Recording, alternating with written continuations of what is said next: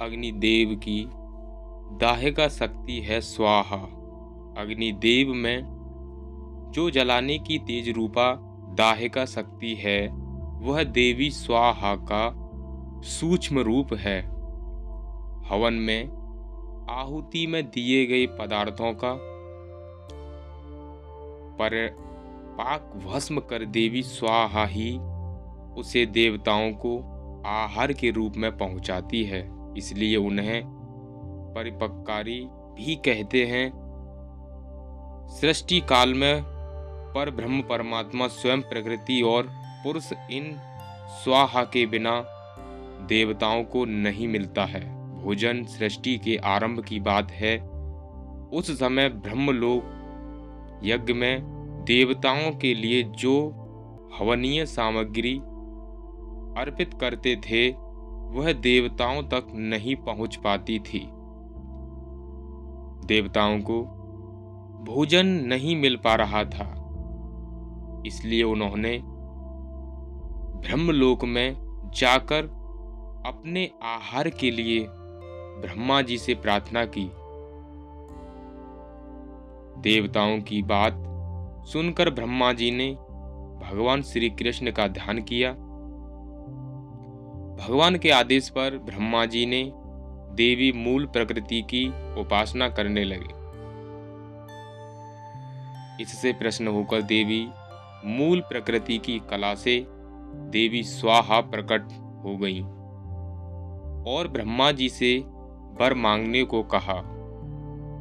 ब्रह्मा जी ने कहा, आप अग्निदेव की दाहिका शक्ति होने की कृपा करें। आपके बिना अग्नि आहुतियों को भस्म करने में असमर्थ है। आप अग्निदेव की गृह स्वामिनी बनकर लोक पर उपकार करें।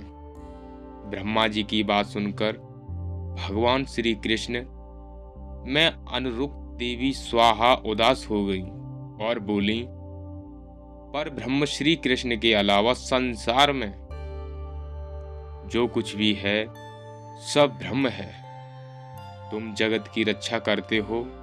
शंकर ने मृत्यु पर विजय प्राप्त की है। शेषनाग संपूर्ण विश्व को धारण करते हैं। गणेश सभी देवताओं में अग्र पूजनीय है। यह सब उन भगवान श्री कृष्ण की उपासना का ही फल है।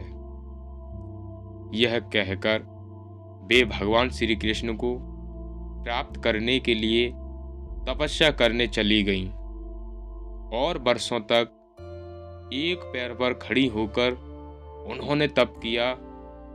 उनकी तपस्या से प्रसन्न होकर भगवान श्री कृष्ण प्रकट हो गए। देवी स्वाहा के तप के अभिप्राय को जानकर भगवान श्री कृष्ण ने कहा, तुम 12 कल्प में मेरी प्रिया बनोगी। तुम्हारा नाम नग्नजीति होगा। राजा नग्नजति तुम्हारे पिता होंगे। इस समय तुम दाहिका शक्ति से संपन्न होकर अग्निदेव की पत्नी बनो और देवताओं को संतृप्त करो। मेरे वरदान से तुम मंत्रों का अंग बनकर पूजा प्राप्त करोगी। जो मानव मंत्र के अंत में तुम्हारा नाम का उच्चारण करके देवताओं के लिए हवन पदार्थ अर्पण करेंगे, वह देवताओं को सहज ही उपलब्ध हो जाएगा। देवी स्वाहा बनी अग्निदेव की पत्नी भगवान श्री कृष्ण की आज्ञा से अग्निदेव का देवी स्वाहा के साथ विवाह संस्कार हुआ। शक्ति और शक्तिमान के रूप में दोनों प्रतिष्ठित होकर जगत के कल्याण में लग गए। तब ऋषि मुनि और ब्राह्मण मंत्रों के साथ स्वाहा का उच्चारण करके अग्नि में आहुति देने लगे और वह हव्य पदार्थ देवताओं को आहार रूप में प्राप्त होने लगा। जो मनुष्य स्वाहा युक्त होकर मंत्रों का उच्चारण करता है उसे मंत्र पढ़ने मात्र से ही सिद्धि प्राप्त हो जाती है। स्वाहाहीन मंत्र से किया गया हुआ हवन कोई फल नहीं देता है। देवी स्वाहा के सिद्धिदायक 16 नाम हैं।